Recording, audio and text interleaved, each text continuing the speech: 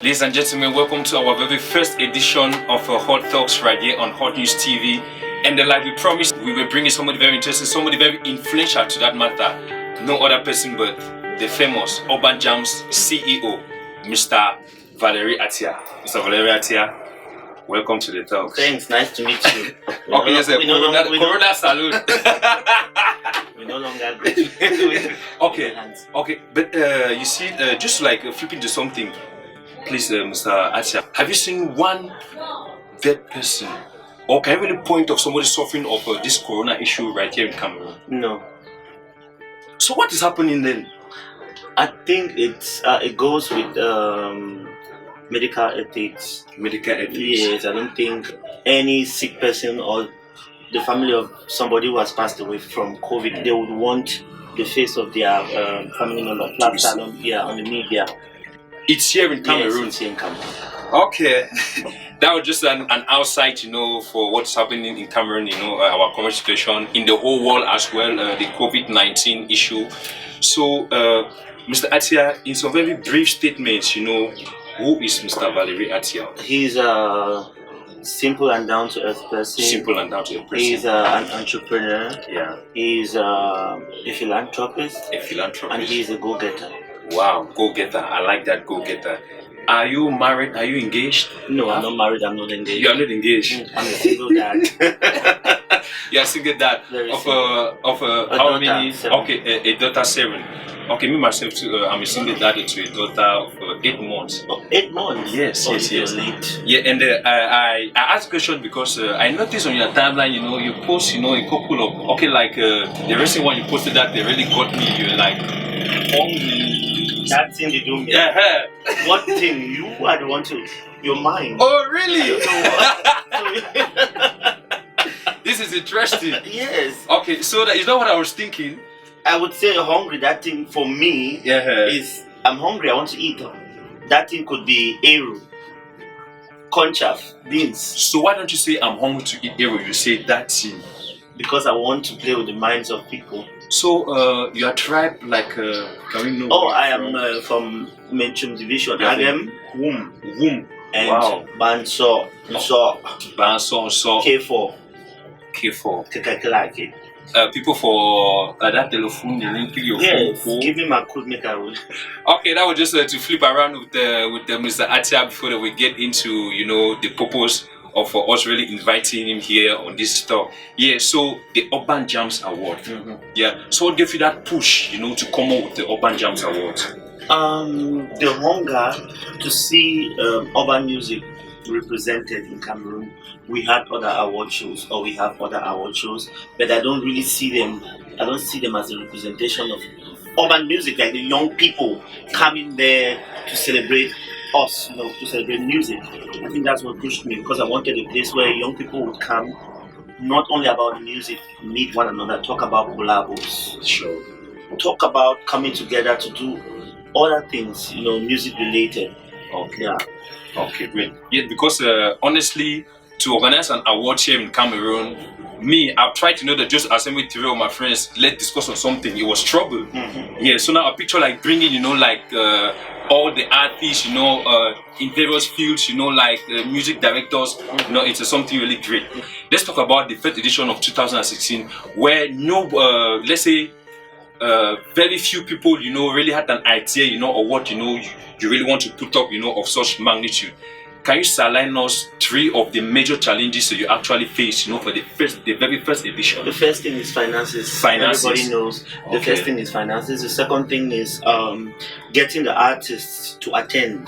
Because it was, the maiden edition, the first edition. Yes. Some artists were skeptical, yes, because they are building a brand. They don't know if what you're doing will be an addition to their brand or it will kind of change their brand. So they have to be very careful. Wow. And then I would say the third thing would be for us to get a place also, to get a place to do the event. At that time we had very limited places to do an event of that magnitude. We're looking for a place, and luckily we found a place. So the location, finances, and the artists. Okay, so now in the preceding years, can you comfortably say most of the difficulties were were taken care of, and you had some ease organizing it, the Yes, I would say so. Even with the first year, because what many people don't understand is that while we are online, many people are watching us. They're looking at what we are doing.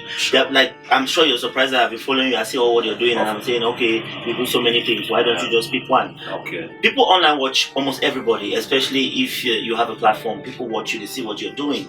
So I think the reputation I had built online on social media with my live videos that I used to do, live interviews, gossip segments, and so on and so forth, it made many people abroad to kind of trust me, because some of them had assigned me to go out there, give to the less privileged and things like that. So when I told them about Urban Jams and where I was going with it, most of them said, okay, we are going to support you. And yeah, I've been receiving that support every year from people. Some I just met online, some I've never met in person. Okay, they supported every year. Wow, that is great. A lot of critics, they come from, let's say, artists or entertainers that were not nominated, or they were nominated and they didn't win, and they like kind of go out, to say some things that will not really be so pleasing to you as the organizer. How do you deal with such critics of, let's say, the voting was not clear, I was supposed to win here, they did the, in quotes, pacha. How do you cope, with all those major critics, from major entertainers? It comes with award shows. That's it. And Urban Jams is not different. Okay. The Grammys will have the same, Oscars. When you critique Urban Jams, if it's something that would help us build a brand, we are going to take that into consideration. But if it's something to downgrade our brand, I don't say anything. Wow. What is the future of the Urban Jams Awards at the moment? If we are lucky this year, we'll have it. If we are lucky? Yes, with the situation, we don't know when it's going to end, and they'll say, okay, you people can go out again, have fun, do events. If we are lucky, we will do it. But if not, then we'll have to do double award next year. Next year. Wow. So double award next year. 2021.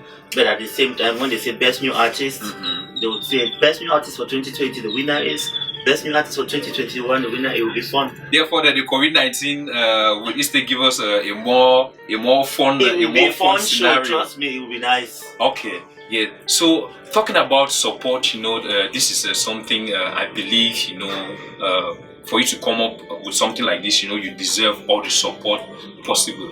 Yeah. So has there been any governmental something, to support you? The thing is, when you start an initiative like that,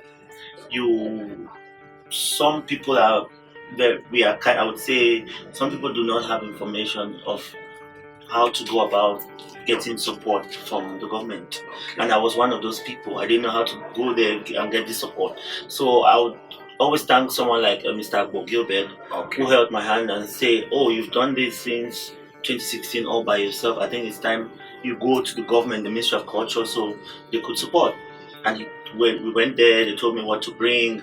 So I've done everything. So I've deposited everything. I'm waiting for them to apply. But I think it was positive, because the project of this year was accepted. They accepted to support it. The money comes, but it comes late, so I have to wait. Great. What do you believe you need for Urban Jams Awards, to go to such international levels where we can even, bring in place, foreign artists, maybe from Congo or South Africa or anywhere? What is it that if you had now, you would take Urban Jams Award to that level? I think for me now, I don't really think about out of Cameroon with the Urban Jams Awards. We want to first of all build it here. It should be something that is big and we're proud of here. I would need bigger sponsors. And this year we had MCN coming in. The show was supposed to be big. Wow. So you see what COVID-19 has done. My people, let's pray. Let this COVID-19 issue not come as spoilers. This very precious, event we have at hand. You are a busy man. When I called you, you were in Limbe. You arrived Douala today, and probably you are leaving for Yaoundé. And probably you will leave for Yaoundé, for other stuff to take care of. So I just want to say thank you, for this short time, for enlightening our televiewers, of what the Urban Jams is really all about, and they're promising them a more bigger and bigger and bigger Urban Jams Award as time goes forward. I want to congratulate you for a show like this. I hope he's going to stay with this one because he does almost everything. He's a comedian, he's an artist, he sings too, Then now he's doing a talk show.